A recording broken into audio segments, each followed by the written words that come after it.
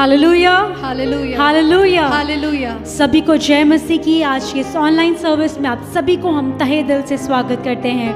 परमेश्वर अच्छा है, उसकी करुणा सदा की है और उसकी भलाई हमारे जीवन में हमेशा होती है और कभी भी ख़त्म नहीं होती, क्योंकि उसकी करुणा महान है और उसका प्रेम महान है। आमेन। आइए प्रिय लोगों, आज हम मिलकर उत्साह के साथ, खुशी के साथ उसकी स्तुति, उसकी आराधना करेंगे।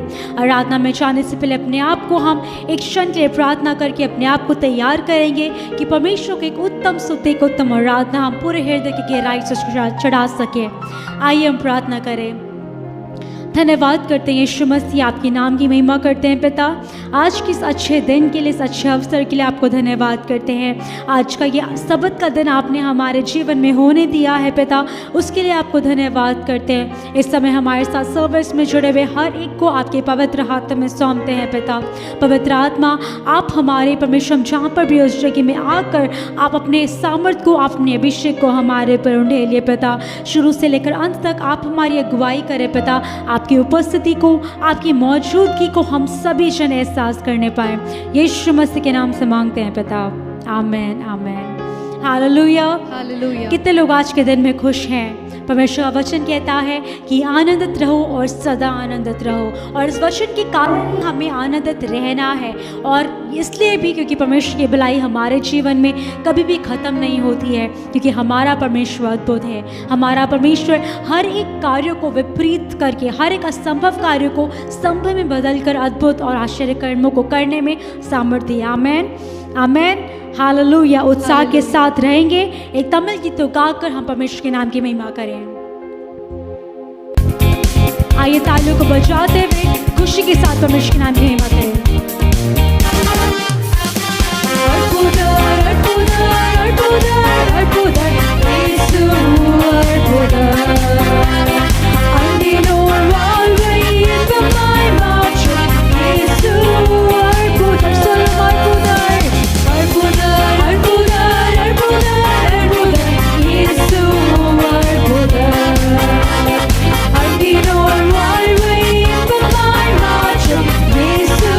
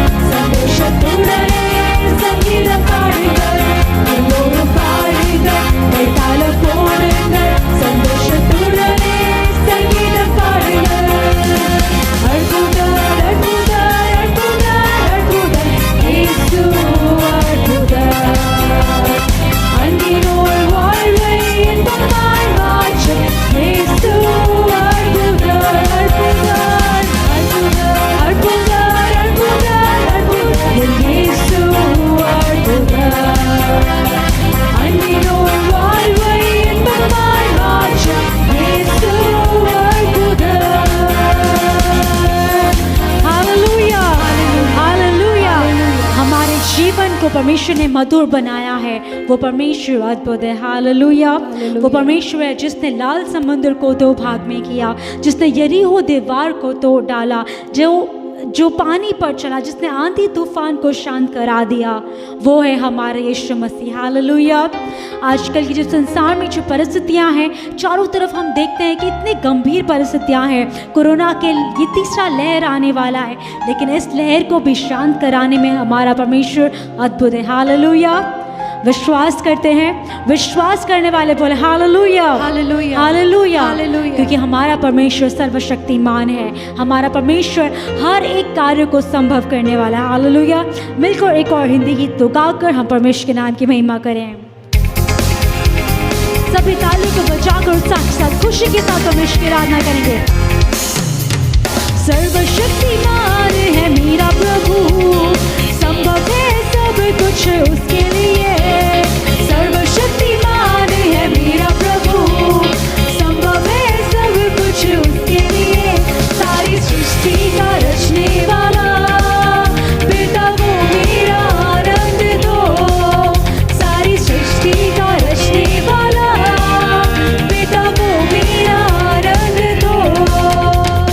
राफा यहोवा देगा शिफा मुझको। शमा यहोवा प्रभु है यहाँ पर। राफा यहोवा देगा शिफा मुझको। शमा यहोवा प्रभु है यहाँ पर। ये प्रभु मेरा प्रभु पिता वो मेरा आनंद दो। ये प्रभु मेरा प्रभु पिता वो मेरा आनंद दो। सर्वशक्तिमान है मेरा प्रभु, आमीन। संभव है सब कुछ, मिलकर बोले सर्वशक्तिमान है मेरा प्रभु, संभव है सब कुछ उसके लिए। सारी सृष्टि का रचने वाला पिता वो मेरा आनंद दो। सारी सृष्टि का रचने वाला पिता वो मेरा आनंद दो। शालोम यहोवा मेरा शांतिदाता। निस्सी यहोवा जयकार जयकार मेरा। शालोम यहोवा मेरा शांतिदाता। निस्सी यहोवा जयकार जयकार मेरा। ये प्रभु मेरा प्रभु पिता वो मेरा आनंद दो। ये प्रभु मेरा प्रभु पिता वो मेरा आनंद दो। सर्वशक्तिमान, सर्वशक्तिमान है मेरा प्रभु, सब कुछ उसके लिए संभव है, सब कुछ उसके लिए। आमीन। सर्वशक्तिमान है मेरा प्रभु, संभव है सब कुछ उसके लिए। सारी सृष्टि का रचने वाला पिता वो मेरा आनंद दो। सारी सृष्टि का रचने वाला पिता वो मेरा आनंद दो। Hallelujah, hallelujah, hallelujah, hallelujah. सर्वशक्तिमान परमेश्वर हमारा प्रभु है। इस आकाश को बनाने वाला परमेश्वर, इस पृथ्वी को रचने वाला परमेश्वर हमारे हृदय का राजकुमार हुआ है। हालेलुया।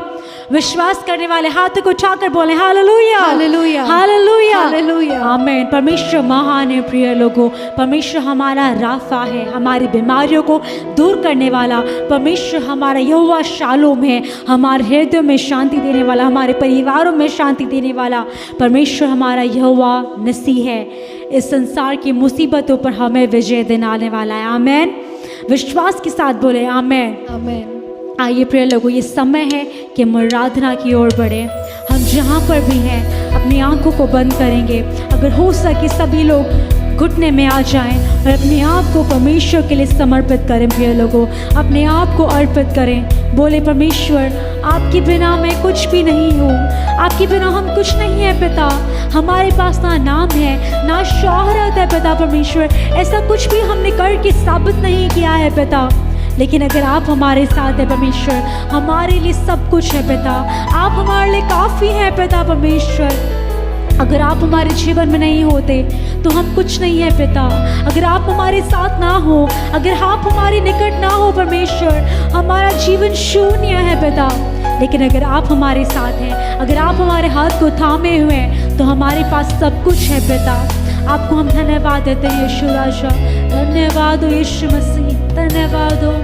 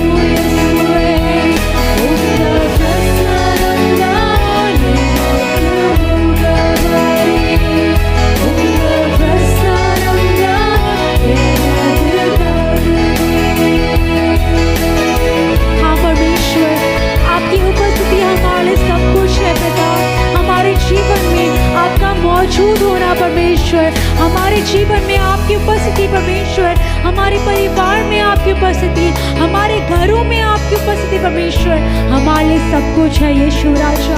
आपको हम धन्यवाद देना चाहते हैं पिता, आपको हम हमारे दिलों में आमंत्रित करना चाहते हैं, हमारे परिवार में आपका स्वागत करना चाहते हैं, हमारे घरों में आपको बुलाना चाहते हैं यीशु राजा, क्योंकि आपके बिना हम कुछ भी नहीं है पिता परमेश्वर।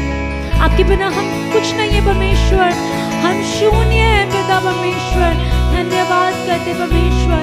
परमेश्वर, संसार में जो परेशानियां बढ़ रही है पिता, संसार में जो तूफान उठ रहे हैं पिता, महामारियों के तूफान जो उठ रहे हैं परमेश्वर, अलग अलग प्रकार के वायरस की जो लहरें उठ रहे हैं परमेश्वर, उन सब में सिर्फ आप हमारी चट्टान है पिता, सिर्फ आप हमारा दृढ़ गढ़ है पिता, आप हमारा बल है परमेश्वर।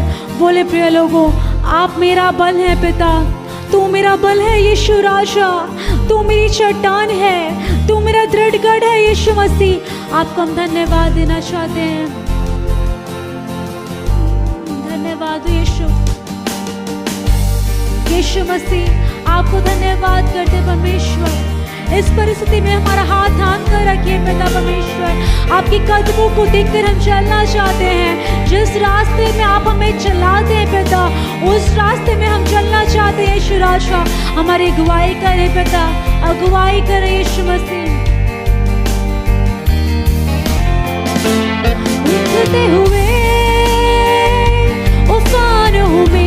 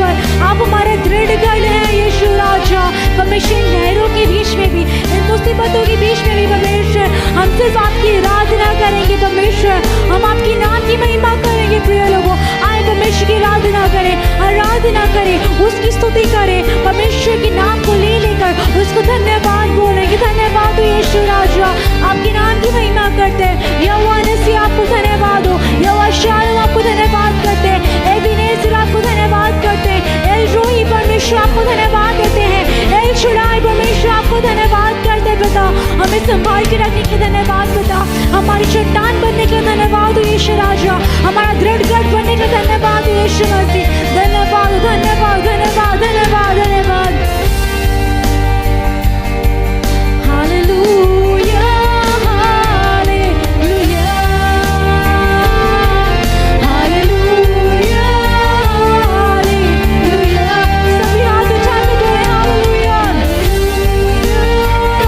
Hallelujah hallelujah hallelujah. महिमा तेरे परमेश्वर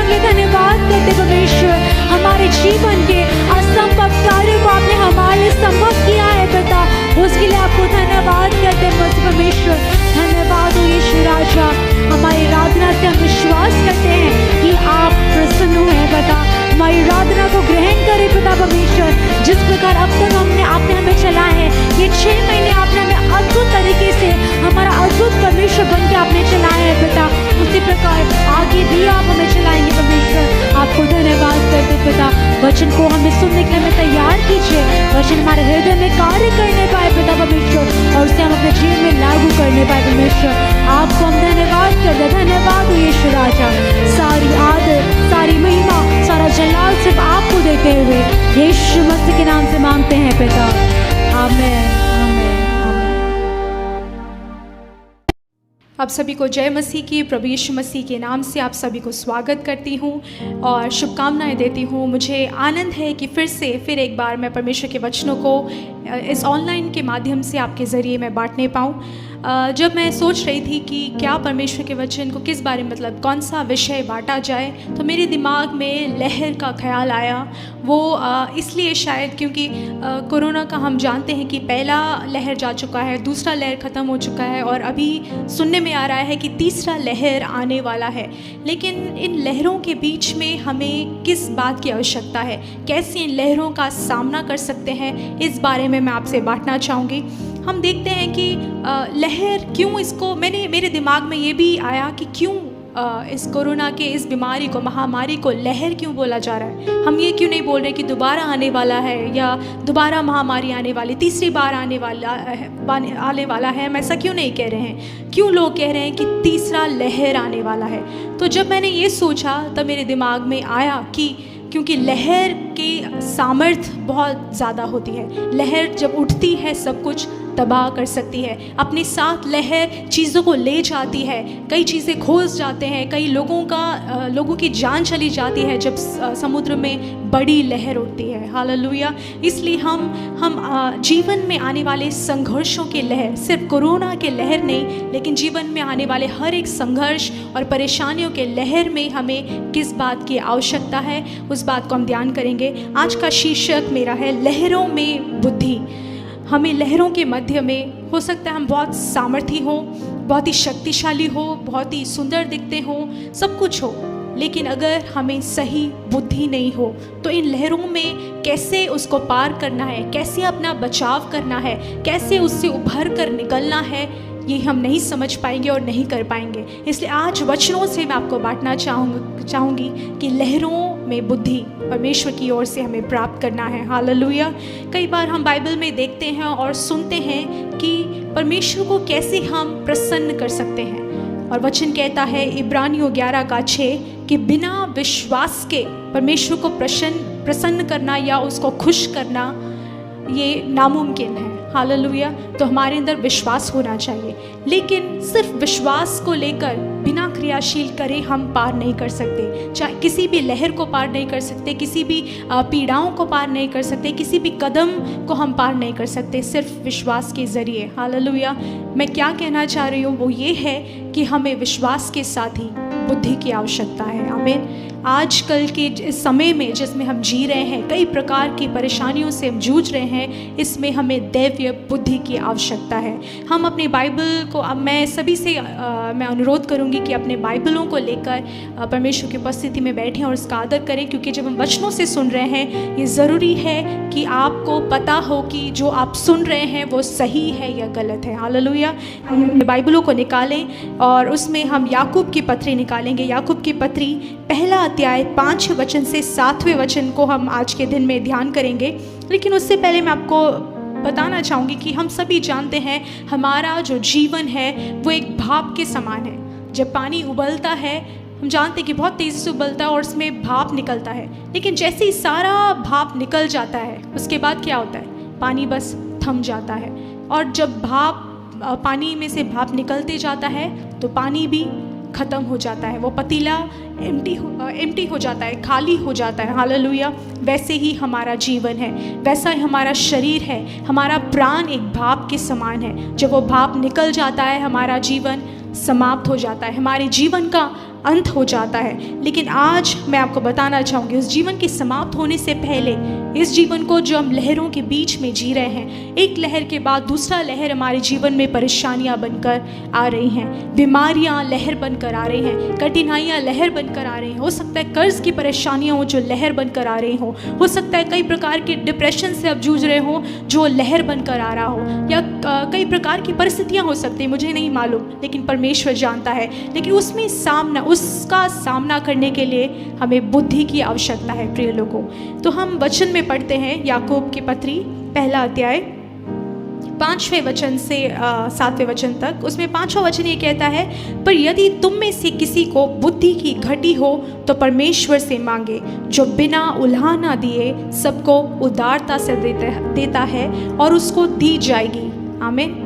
परमेश्वर कहता है हमें जो बुद्धि की कमी है तो हमें क्या करना है? मांगना है। किससे मांगना है? परमेश्वर से मांगना है। प्रिय लोग, हम सोच रहे होंगे कि बुद्धि तो हम स्कूल जाकर आए हैं, हमने बहुत कुछ पढ़ाई किया है, हम ग्रेजुएट हैं या हमने PhD किया है। मैं संसारिक बुद्धि की बात नहीं कर रही। संसारिक बुद्धि हर प्रकार की परेशानियों से जूझने का सामर्थ्य और उससे निकलने का उपाय नहीं होता, लेकिन जब दैवीय बुद्धि हमारे अंदर होता है, दैवीय बुद्धि को जब हम प्राप्त करते हैं तो हर परिस्थिति से जूझने की क्षमता हमें प्राप्त होती है। तो हो सकता है हमें उस प्रकार की बुद्धि की कमी हो, और मुझे यकीन है हमें से कई लोगों को उस बुद्धि, दैवीय बुद्धि की जो परमेश्वर की ओर से मिलता है, उसकी कमी है। तो हमें क्या करना है? परमेश्वर से मांगना है। हालेलुया। हम जब हम परेशानी और संघर्षों की बात करते हैं, वो एक लहर के समान है। मैंने आपको बताया, हम एक परेशानी को छोड़ते हैं लेकिन दूसरा परेशानी हमारे लिए तैयार रहता है। हम जब लहर आता है, और जब इस बार जब कोरोना का दूसरा लहर आया, या पिछले साल जब पहला लहर आया, हमने देखा कि कईयों के जो सपने हैं वो डूबे, कईयों की जो नींव है वो टूट गए, कईयों ने जो पार करने की कोशिश करी, कई सपनों को देखा, कई कल्पनाओं को किया, वो सारा तहस नहस हो गया। कईयों के विश्वास में एक बाढ़ आ गई और वो धुल कर चला गया।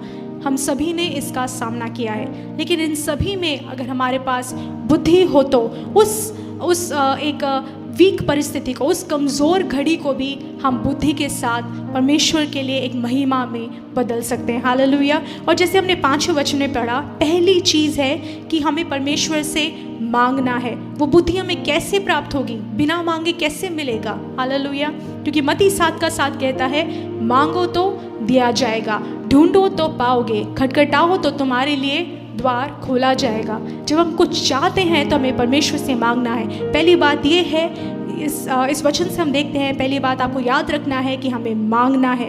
पर यदि तुम में से किसी को बुद्धि की घटी हो तो परमेश्वर से मांगे। आपको क्या करना है? मांगना है। आज परमेश्वर से मुंह खोलकर उस दैवीय बुद्धि की मांग कीजिए। परमेश्वर से कहिए, परमेश्वर मुझे चाहिए, वो बुद्धि चाहिए। क्योंकि हमारे पास धन संपत्ति हो, सामर्थ हो, कुछ भी हो, संसारिक बल हो, वो कभी हमारे ऐसी परिस्थिति में लहरों में काम नहीं आएगा प्रिय लोगों। हालेलुया। लेकिन जो चीज़ काम आएगा वो है दैवीय बुद्धि, जो उस संघर्ष से लड़ने की, उसका सामना करने के लिए हमें एक बढ़ोतरी देगा, उत्साह देगा। हालेलुया। और हम देखते हैं कि बुद्धि जो है, कई लोगों ये बात जो है वो तय हो गई है, निश्चित हो गया, प्रूव हो गया है कि स्कूल जाने से या ऐसे संसारिक एजुकेशन से सिर्फ बुद्धि प्राप्त नहीं हो सकती। कैसे वे बता रहे हैं? क्योंकि पहले हम जानते हैं कि कैसे बच्चों को माँ बाप धकेलते थे, स्कूल जा, पढ़ाई कर, कुछ बन जा, या फिर एग्ज़ाम के टाइम पर अगर बच्चे किसी शादियों में अटेंड करते थे तो रिश्तेदार क्या बोलते थे? एग्ज़ाम टाइम में देखो माँ बाप इसको पढ़ाई छोड़कर शादियों में ले आए हैं, घुमाने फिरने ले आए हैं। लेकिन अभी का परिस्थिति देखें तो हंसें या क्या करें नहीं समझ में आता, क्योंकि बच्चे चाहकर भी स्कूल नहीं जा पा रहे। बच्चे पढ़ाई कर रहे तो भी कैसे कर रहे हैं? फ़ोन में पढ़ाई कर रहे हैं या फ़ोन में समय बिता रहे हैं, गेम्स खेल रहे हैं, नहीं मालूम। ऐसी परिस्थिति आ चुकी है। तो इससे एजुकेशन, सिर्फ स्कूल की पढ़ाई या किताबों की पढ़ाई, संसारिक ज्ञान काफ़ी नहीं है। वो हमारे फ्यूचर का गारंटी नहीं ले सकता, वो लहरों में हमारी नैया को पार नहीं लगा सकता। लेकिन अगर आप अपने बच्चों के फ्यूचर का टेंशन ले रहे हैं, एजुकेशन का टेंशन ले रहे हैं, इस लहर के बारे में सोच रहे हैं, तो इस लहर में भी अगर आप चाहते हैं कि आपके बच्चों का जीवन जो है पार लग जाए, तो उनको दैवीय बुद्धि की आवश्यकता है। आमीन। और वो आपको मांगना है परमेश्वर से, प्रभु परमेश्वर से, क्योंकि उसने कहा है मांगो तो दिया जाएगा। अगर बुद्धि की कमी है तो हमें परमेश्वर से मांगना है, एक पेटिशन की तरह हमें परमेश्वर से करना है, परमेश्वर से मांग लगा कर बैठनी है और परमेश्वर हमें हमारे लिए पूरा करेगा। और क्यों परमेश्वर से मांगना है? क्यों संसारिक वो काफ़ी नहीं है? क्योंकि परमेश्वर, हमारा खुदा जीवित परमेश्वर ही बुद्धि का स्रोत है। उसी की ओर से बुद्धि प्रदान होती है, उसी की ओर से बुद्धि उत्पन्न होता है। हालेलुया। हम वचन निकालेंगे नीति वचन 2 का 6 वचन। वो कहता है क्योंकि बुद्धि यहोवा ही देता है, ज्ञान और समझ की बातें उसी के मुंह से निकलती है। आमीन। कितना अच्छा वचन है। क्योंकि बुद्धि क्या करता है? यहोवा ही देता है। इसलिए हमें किससे मांगना है? यहोवा परमेश्वर से बुद्धि मांगना है। आपके बच्चों के लिए या आपके परिवार में, आपके लिए हर चीज़ में बुद्धि की आवश्यकता है। चाहे परिवार को चलाने के लिए हो, उस परिवार के परिवार का जो सिर है, घर के जो सिर हैं, पिता हैं, उनको परिवार चलाने के लिए बुद्धि की आवश्यकता है। कलीसिया को इस लहर के समय में कलीसिया को चलाने के लिए उस कलीसिया के चरवाहे को, पास्टर्स को बुद्धि की आवश्यकता है। हमें बच्चों को घर से ही जो पढ़ा रहे हैं, ऑनलाइन टीच कर रहे हैं, उन टीचर्स को बुद्धि की आवश्यकता है। इन हर एक प्रकार की लहरों में किस प्रकार से क्रिया की जाए, किस प्रकार से अपनी नैया को पार लगाई जाए, उसके लिए बुद्धि की आवश्यकता है। आमीन।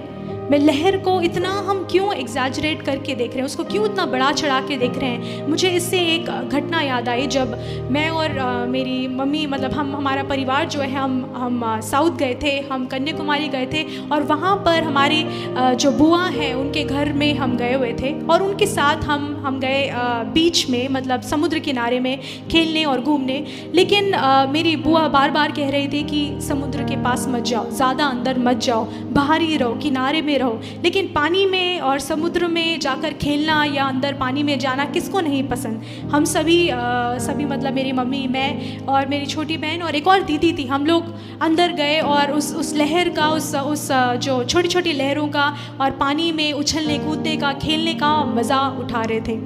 और वो मेरी बुआ रोकती रही, टोकती रही, वो कहती रही कि लहर आएगा, बड़ा लहर आएगा तो अंदर खींच लेगा।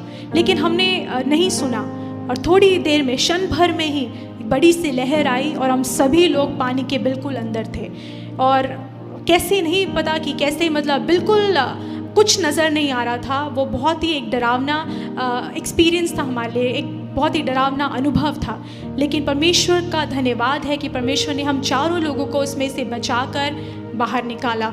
हम सुरक्षित आ पाए, वापस आ पाए, क्योंकि मैं और जो दीदी मेरे साथ थी, हमने हाथ थामा हो था। हम काफ़ी अंदर जा चुके थे, लेकिन और हम तैरना भी नहीं जानते थे। लेकिन वहाँ से अगर परमेश्वर ने निकाला तो शायद वो परमेश्वर की अपार करुणा थी। इसी प्रकार, इसलिए मैं कह रही हूँ कि लहर के बारे में, उस लहर के भय को मैं जानती हूँ, उसके अनुभव को हम जानते हैं। लेकिन वैसे ही कोरोना की लहर में शायद आप बच गए हैं, मैं बच गई हूँ, हमारा परिवार सुरक्षित है, लेकिन कई लोग इस लहर के लपेट में आए हैं। और इस लहर के दौरान जो तीसरा लहर आने वाला है, लोग कह रहे हैं, उससे जूझने के लिए सही बुद्धि की आवश्यकता हमारे देश को है। हमारे देश को चलाने वालों के लिए को इसकी आवश्यकता है।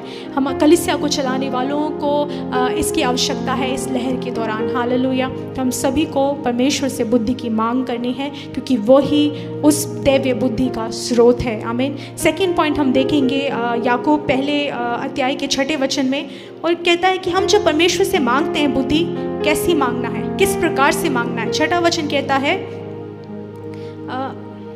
पहला याकूब की पत्री पहला अध्याय 6 वचन इस प्रकार कहता है कि पर विश्वास से मांगे और कुछ संदेह ना करे, क्योंकि संदेह करने वाला समुद्र की लहर के समान है, जो हवा से बहती और उछलती है। आमीन। यहाँ पर कहा गया है पर विश्वास से मांगे। पहली बात कि हमें परमेश्वर से बुद्धि की मांग करनी है। दूसरी बात, हमें विश्वास से मांगना है। हालेलुया। पर विश्वास से मांगे और कुछ संदेह ना करें। हमारा एटीट्यूड कैसा है जब हम परमेश्वर से मांग रहे हैं? सबसे पहले हमें मांगना है और कब हम मांग सकते हैं? जब हमें लगेगा कि हमारे अंदर बुद्धि की कमी है। उस कमी को हमें एहसास करना है और हमारी कमी को लेकर परमेश्वर से के पास जाना है। हमारी खालीपन को लेकर, हमारी घटी को लेकर हमें परमेश्वर के पास जाना है और कहना है कि परमेश्वर मुझे बुद्धि दो। और दूसरी बात, विश्वास से मांगना है कि हमें परमेश्वर देगा। मैं निर्बुद्धि हूँ परमेश्वर, मुझे विश्वास है आप मुझे देंगे, अपनी बुद्धि से मुझे भरेंगे, इस लहर को पार करने के लिए आप मेरी मदद करेंगे। और ये वचन कहता है कि और कुछ संदेह ना करें, क्योंकि संदेह करने वाला समुद्र की लहर के समान है जो हवा से बहती और उछलती है। अगर आप संदेह करते हैं तो जिस लहर से आप निकलना चाहते हैं उसी लहर के समान आप हो जाएंगे। हमारा विश्वास अगर स्थिर नहीं होगा तो हमें बुद्धि की प्राप्ति होना तो अलग बात, लेकिन हमारा जीवन कैसा होगा? उस लहर के समान जो उठेगा, थम जाएगा, नाश हो जाएगा और उसके साथ में चीज़ों को भी नाश की ओर ले जाएगा। हम ऐसा नहीं होना चाहते प्रिय लोगों। हर लहर के समान, हर लहर के दौरान हमें परमेश्वर की दैवीय बुद्धि की आवश्यकता है। आमीन। और तीसरा पॉइंट हम देखते हैं अगले वचन में, 7वें वचन में, ऐसा मनुष्य ये ना समझे कि मुझे प्रभु से कुछ मिलेगा। कैसा मनुष्य? जो मनुष्य संदेह करता है, जो मनुष्य विश्वास नहीं करता, वो मनुष्य, हमें हक नहीं है। अगर हम परमेश्वर पर विश्वास नहीं करते, अगर हम संदेह करते हैं, तो हमें कोई हक नहीं है कि ये सोचने का कि हमारे लिए सब कुछ होने वाला है, हमें सब कुछ मिल जाएगा। ऐसा मनुष्य ये ना समझे कि मुझे प्रभु से कुछ भी मिलेगा। कैसे? अगर हम उस पर विश्वास नहीं करते, उस पर भरोसा नहीं करते, तो हम कैसे कुछ प्राप्ति करने के बारे में सोच सकते हैं? हालेलुया। तीसरी बात यह है कि परमेश्वर वादा करता है, जब हम विश्वास करेंगे तो हमें वो देगा। क्या देगा? बुद्धि देगा। परिस्थिति से बाहर निकलने की बुद्धि देगा। परिस्थितियां आएंगी प्रिय लोगों, परेशानियां रहेंगी। कई लोग सोचते हैं कि मसीह को अपना लिया, बपतिस्मा ले लिया तो परेशानियों का दी एंड हो गया, ख़त्म हो गया। नहीं, ये गलत है, ऐसा कहना गलत है। क्योंकि मसीह के साथ जीवन जीना मतलब कांटों की राहों पर चलना, मतलब एक लहर के बाद दूसरे लहर का आना। और लेकिन परमेश्वर वादा करता है, जिस प्रकार उसने शिष्यों के साथ रहते वक्त उस लहर को थमाया, उस आंधी को रोका, उस आंधी को शांत किया, परमेश्वर हमारे जीवन की हर एक आंधियों को वो शांत करेगा, हर एक लहर को काम करेगा, मतलब उसको बंद करेगा, उसको रोकेगा, उसको तबाह करने से, नाश करने से रोकेगा। लेकिन ये नहीं कहता कि दोबारा कोई लहर नहीं आएगी। इसी प्रकार जैसे लोग कह रहे हैं तीसरी लहर आने वाली है, लेकिन क्या हम उसके लिए तैयार हैं? क्या हमारे पास वो दैवीय बुद्धि है जिसकी हमें आवश्यकता है? हालेलुया। अगर नहीं है तो आज अपने कमी घटियों के साथ परमेश्वर की हुजूरी में जाकर बोलें, परमेश्वर चाहे कितनी भी लहरें आए, मुझे वो बुद्धि दीजिए कि मैं इस परिस्थिति का कैसे सामना करूं, उसमें कैसे मैं आपको ढूंढूं, अपनी कमी घटियों को लेकर मैं कैसे क्रियाशील हूं प्रभु जी, किस प्रकार मैं प्रार्थना करूं, किस प्रकार मैं अपने विश्वास को क्रियाशील रखूं, किस प्रकार से मैं प्रार्थना में लगे रहूं, किस प्रकार से मैं बैकस्लाइड होने से बचूं, मतलब पीछे हटने से बचूं, आपके प्रेम से अलग होने से बचूं। इन सभी के लिए हमें दैवीय ज्ञान की ज़रूरत है प्रिय लोगों। हालेलुया। परमेश्वर महान है। इफिसियों तीसरा अध्याय 10वां वचन इस प्रकार कहता है, हम देखेंगे क्या कहता है। 10वां वचन, ताकि अब कलीसिया के द्वारा परमेश्वर का विभिन्न प्रकार का ज्ञान उन प्रधानों और अधिकारियों पर जो स्वर्गीय स्थानों में है प्रकट किया जाएगा। हालेलुया। यहाँ पर इस वचन का मतलब ये है कि कलीसिया भी एक प्रकार का ज्ञान है। आप और मैं कलीसिया हैं, आप और मैं परमेश्वर का देह हैं। हमें ज्ञान की आवश्यकता है। और कैसा ज्ञान हमें दिया जाएगा? दैवीय ज्ञान। 10वां वचन कहता है, ऐसा विभिन्न प्रकार का ज्ञान उन प्रधानों और अधिकारियों पर जो स्वर्गीय स्थानों में है प्रकट किया जाएगा। कैसे? ताकि अब कलीसिया के द्वारा इस ज्ञान जो है प्रकाशन होगा, कलीसिया के द्वारा ये ज्ञान प्रकट होगा। आमीन। तो आप और मैं वो कलीसिया है, तो हमें उस ज्ञान को प्रकट करना है। उस ज्ञान को प्रकट करने के लिए हमें सबसे पहले उस ज्ञान को प्राप्त करना है। आमीन। क्योंकि परमेश्वर का वचन कहता है, यदि आपको परमेश्वर के ज्ञान की कमी हो, बुद्धि की कमी हो, तो परमेश्वर से मांगे, विश्वास के साथ मांगे, बिना संदेह के मांगे। तब परमेश्वर वादा करता है कि परमेश्वर अपने ज्ञान से आपको और मुझे भरेगा, ताकि जीवन में चाहे कितनी भी लहरें आएँ, हम उसका सामना कर पाएंगे। हमारे जीवन के नाव को, जीवन की नैया को परमेश्वर पार लगाएगा। हालेलुया। आइए अपनी आँखों को बंद करें और प्रार्थना में जाएं विश्वास के साथ। आप जहाँ कहीं भी हैं, कहीं परमेश्वर मुझे आप अपनी बुद्धि से भरें, अपने ज्ञान से भरें। परमेश्वर धन्यवाद प्रभु यीशु मसीह, इस समय के लिए आपका धन्यवाद करते हैं। परमेश्वर जैसे हमने वचनों से सुना और सीखा, परमेश्वर जिस ज्ञान की आवश्यकता है उसे आप पूरी करेंगे, क्योंकि मुझे विश्वास है हमारे साथ जुड़े हुए सभी लोग जो जिसने इस वचन को, इस प्रचार को सुना है, प्रभु हम मानेंगे कि हमारे अंदर बुद्धि की कमी है, हम मानेंगे कि हमारे अंदर कमी घटियाँ हैं जिससे सिर्फ आप पूरा कर सकते हैं। परमेश्वर हमें बुद्धि दीजिए कि जिस प्रकार से सुलेमान राजा ने मांगा, बाकी कुछ ना मांग कर उसने बुद्धि को मांगा प्रभु जी, और बुद्धि के साथ बाकी सारी आशीषें आई प्रभु।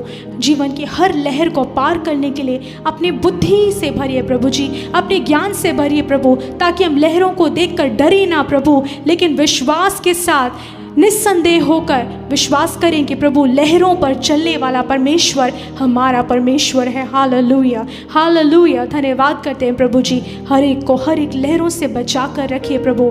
लहरें आती रहेंगे हम जानते हैं, लेकिन हम आप पर विश्वास करके डटे रहेंगे और बुद्धि को इस्तेमाल करके परमेश्वर वीर और वीरांगनाओं के समान आगे ही बढ़ते चले जाएंगे। धन्यवाद करते हैं। सभी को आशीष कीजिए परमेश्वर, अपनी दया से भरपूर कर रखिए प्रभु, ताकि आपके आगमन तक आने वाली सभी लहरों को पार करके परमेश्वर आपके आगमन के लिए हम तैयार रहने पाएं। प्रभु यीशु मसीह के नाम से प्रार्थना मांगते हैं, आमीन। हे मेरी आत्मा परमेश्वर की स्तुति कर, हे मेरे पूरे मन परमेश्वर की स्तुति कर। हे मेरी आत्मा परमेश्वर की स्तुति कर, परमेश्वर के किए हुए किसी भी भलाई को ना भूलना। आमीन। आइए हम सभी मिलकर परमेश्वर आखिरी आशीष को, अंतिम आशीष को स्वीकार करें। हमारे प्रभु यीशु मसीह की करुणा, पिता परमेश्वर का प्रेम, पवित्र आत्मा की सहभागिता आज, कल और युगानुयुग हम सभी के संग बना रहे। आमीन।